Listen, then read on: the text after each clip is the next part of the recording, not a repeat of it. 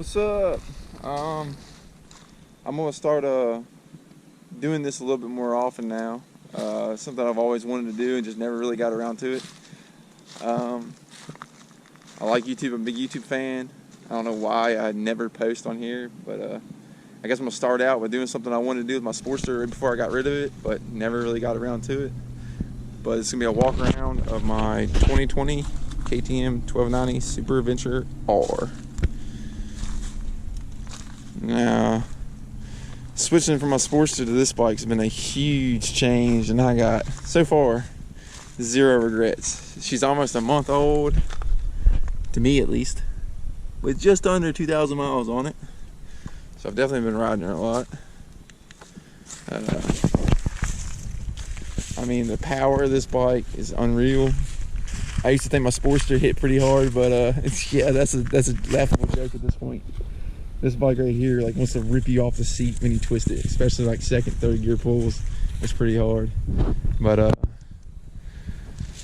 let's see here. I guess we'll go ahead and just hit off some things I've done to her so far. I got the Tusk hard bags. I think for the price, I mean, there isn't a bag out here. They got the double locks on both sides, which I usually just leave these front ones locked and just pop it off the back here, unhook it. That way you ain't got to deal with unlocking both bags every time. You can just loop this through, sit it back down, match this one over, good to go. But yeah, they've held up pretty good so far. I've done put a couple little nicks on them. First night, my wife rode with me on this on the bike with the bags put on it.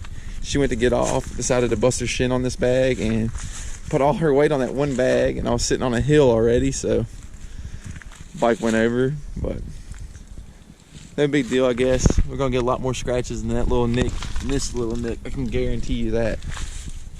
But swapped out the factory bars for a set of pro tapers, rocks risers, a little bit of rise, pullback, bark busters.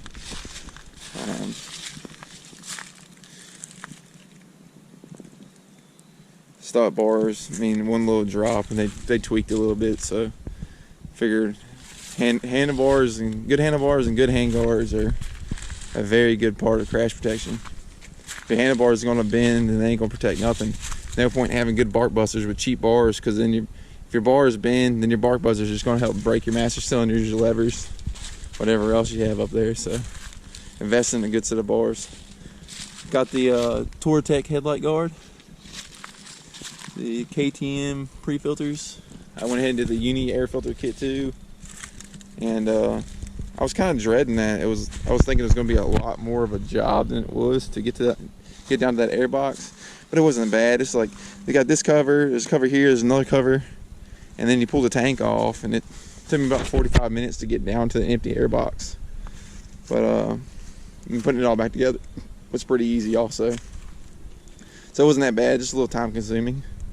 Got the KTM skid plate.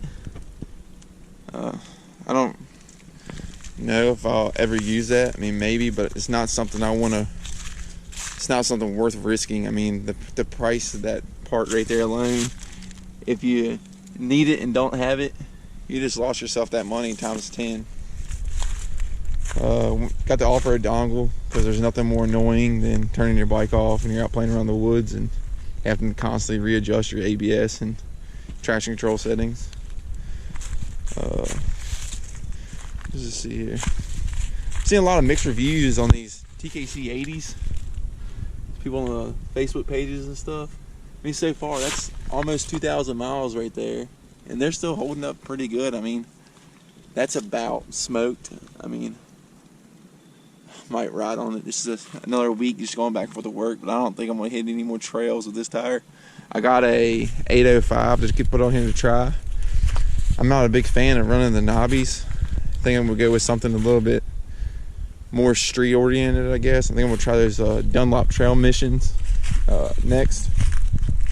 But I figure while this tire right here still got bukus to tread on it, I might as well try the 805, just because you never know where you're gonna end up going. It's good to know what you're putting on your bike before you take off somewhere. You're a good comparison to test these out to see if I prefer the cheaper $100 805 or if these $225 TKCs are worth the extra money. But yeah, so far it's been great. I mean, people talk about their crazy issues with their KTMs and KTM's terrible, I guess you would say craftsmanship, or however you want to word it, their quality. And I've had some little issues out of this bike, nothing too crazy.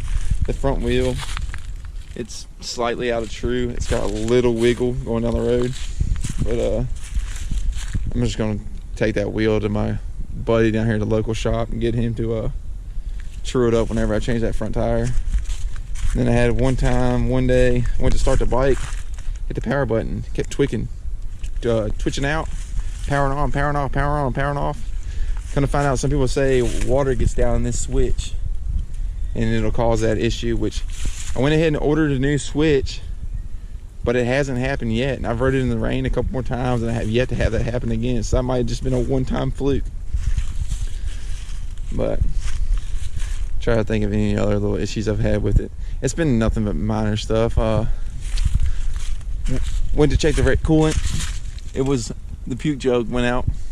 I assume that happened one day when I dropped it. I assume it poured out, but that could have been one of them things where somebody would get mad and take it to a dealer and then lose their bike for a whole day, all because they can't just buy a $10 quart of coolant and fill it up.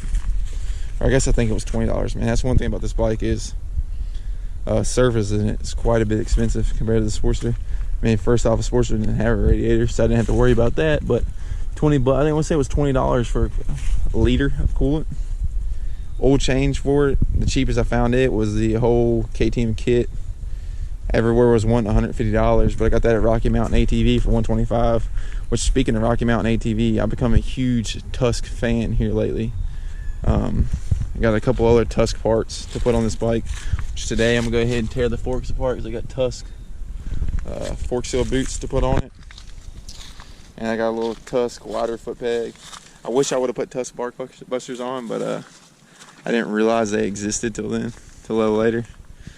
But even their Tusk bars, I would have probably ran those. As far as cheaper, more affordable parts that seem to be really good quality, I think Tusk is worth a shot at least. But yeah, this is it. This is my KTM 1290 Super Adventure R. Like I said, I plan on posting here a lot more often. So let me know if I missed anything. If there's anything else you want to know about this bike. I'm trying to be as clear up front, as honest as I can. But yeah, let me know.